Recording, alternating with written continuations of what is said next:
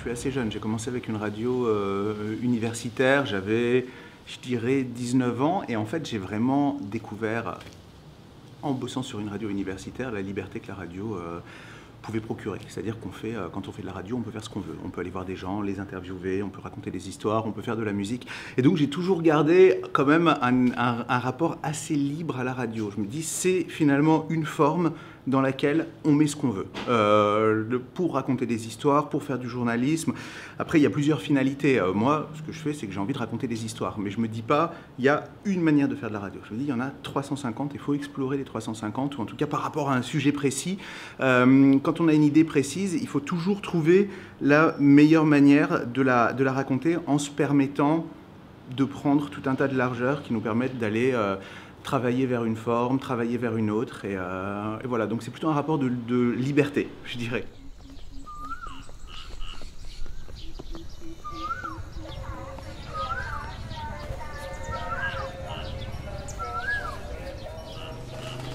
Ça ne va pas plaire aux gens du son, mais je dirais que c'est encore un moyen. C'est-à-dire que je me dis, jamais le son doit passer en premier. En fait, il y a beaucoup d'émissions, on s'aperçoit, ou beaucoup de créations, on s'aperçoit que les gens sont hyper forts pour tout ce qui est prise de son, pour tout ce qui est montage, pour tout ce qui est mixage, mais sauf qu'à la fin, eh ben, il se passe quand même pas grand-chose, quoi. Donc moi, j'ai toujours vraiment en tête le fait que la technique passe complètement après ce qu'on décide de raconter. C'est pour ça que je me permets de faire des émissions dans lesquelles le son n'est pas forcément bon, mais qui racontent quand même quelque chose. Et Demain s'ouvre au pied de biche, c'est vraiment un exemple clair pour ça. C'est-à-dire que la plupart des prises de son sont faites par des gamins qui ne maîtrisent pas très bien les outils de la radio, mais qui finalement, dans ce qu'ils enregistrent, ont une telle joie d'enregistrer autrui, d'aller parler avec des gens, de découvrir des choses, qu'au final, il se passe quelque chose. Et là, on aurait une meilleure qualité sonore, ça ne changerait absolument rien. Donc je pense que là, c'est un exemple plus précis, mais il faut avoir sur certaines productions, des productions musicales par exemple, il faut qu'on soit impeccable au niveau sonore. Mais en tout cas, je fais toujours attention de ne jamais me laisser dépasser par la recherche d'un son pur, d'un son propre, de quelque chose qui soit complètement déconnecté de tout sentiment. Donc voilà. Qui concerne les Sicile, mais c'était juste. Je pense, oui. Avec des touristes heureux à Marseille, malgré le temps. Quand on parle dans une musique d'aujourd'hui, de renouveler ça aussi. Elle évolue dans plusieurs directions, parce que d'un côté, ce que je trouve assez palpitant, c'est que de plus en plus de gens s'y mettent. Donc il y a de plus en plus de propositions, il y a de plus en plus de tentatives, il y a de plus en plus de laboratoires qui se forment à droite à gauche, parce que les outils sont pas chers et pas hyper compliqués. Et donc ça crée une espèce d'émulsion, des vocabulaires, des choses qu'on n'a jamais entendues, des manières de fabriquer de la radio qu'on n'a jamais entendues. Parfois ça marche extrêmement bien, parfois ça marche moins bien, mais je trouve qu'en tout cas, on ne peut pas dire qu'il ne se passe rien en création radio. On peut simplement dire des nouvelles générations s'y mettent, inventent des choses que nous, on n'a absolument jamais inventées, trouvent des formes narratives que nous, on n'a pas été capable de s'approprier.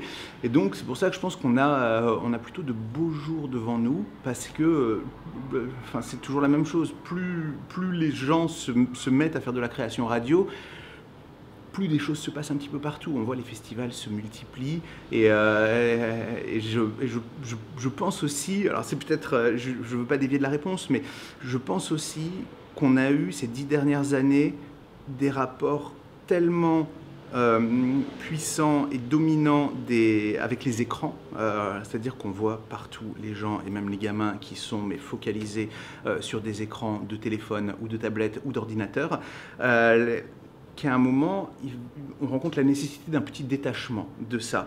Et donc, passer par l'écoute, c'est quelque chose de super politique, parce qu'à un moment, on peut se reconcentrer, on peut rêver d'une autre manière, on peut projeter, on peut imaginer d'une autre manière. Et je trouve qu'il y a dans la radio et le podcast, d'une manière générale, et encore plus aujourd'hui, cette dimension politique. C'est-à-dire que c'est plus une news avec 50 images qui défilent sur son ordinateur. on est posé, on écoute, ça dure 20 minutes, ça dure 30 minutes, ça dure 40 minutes, mais en tout cas, il y a une forme de concentration qu'on avait perdue à cause des écrans, qu'on est en train de retrouver là.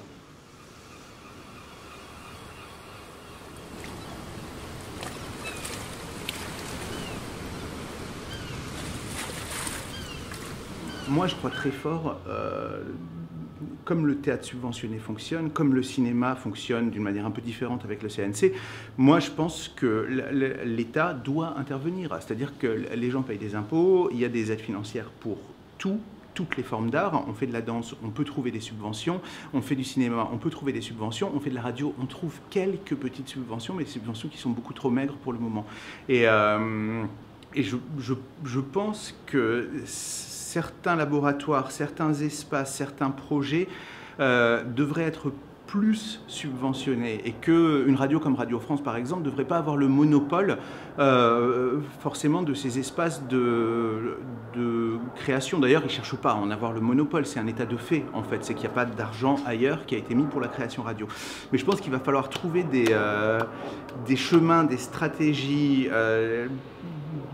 pour réussir à débloquer des fonds pour faire de la création radio. Parce que quand on peut passer 3 mois sur un projet, quand on peut payer des comédiens, quand on peut payer des musiciens, eh ben c'est pas le même investissement, c'est pas la même chose. C'est triste de dire ça, mais c'est comme ça. Les gens peuvent pas travailler éternellement gratuitement. L'amour? Oui, l'amour, évidemment. Feu et flamme pendant 6 mois, et cendre pendant 30 ans. Moi aussi, j'ai connu l'amour. J'en ai ma claque, les hommes qui parlent d'amour. Je t'aime. Encore? Toujours.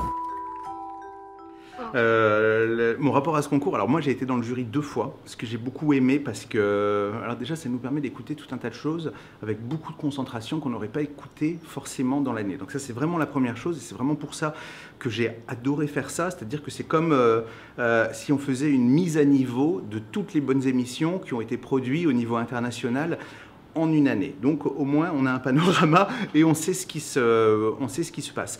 Ensuite, je trouve que le mode opératoire sur lequel ça se construit, c'est-à-dire que d'avoir un jury en présence qui délibère, ça peut être compliqué parce que parfois certaines personnes dans le jury sont beaucoup trop tranchante à mon goût en tout cas.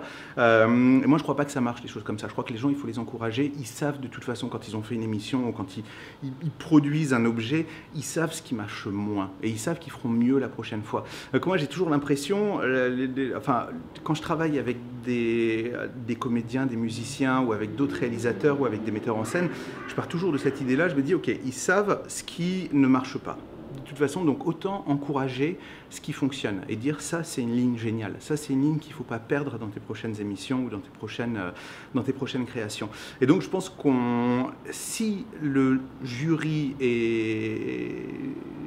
reste plutôt positive, c'est hyper puissant pour les gens qui écoutent. En fait, de se dire simplement, de s'entendre dire par des professionnels que la réalisation est bien, que la prise de son est bien, que la construction sonore ou narrative est bien, c'est démentiel parce que en fait, c'est un métier dans lequel on a extrêmement peu de retours.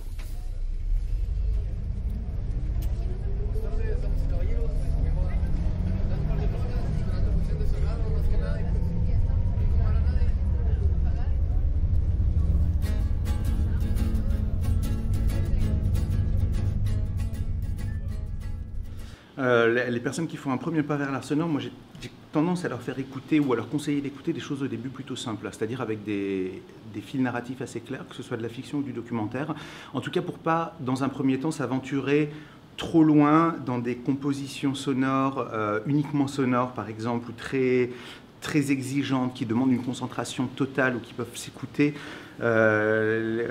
vraiment, qui ne peuvent pas s'écouter sans avoir une grande concentration, parce que les habitudes d'écoute des gens, finalement, c'est faire la cuisine en écoutant la radio. Donc on ne peut pas complètement les déconnecter directement des habitudes qu'ils vont avoir quand ils allument la radio chez eux.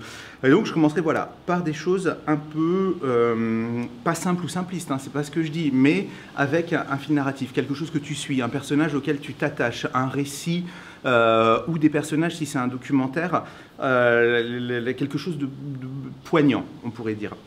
Et là, dans un deuxième temps, quand les gens commencent à avoir une certaine habitude du son, commencent à entendre des choses, parce que c'est aussi un apprentissage, hein, comme quand tu fais de la photo ou de la vidéo ou de la danse, ou que tu découvres des mouvements ou des capacités d'exprimer quelque chose ou d'entendre quelque chose, c'est toujours du travail. Donc dans un deuxième temps, on peut aller vers des choses plus compliquées et on peut les apprécier. Ça, il n'y a absolument aucun souci là-dessus. Simplement,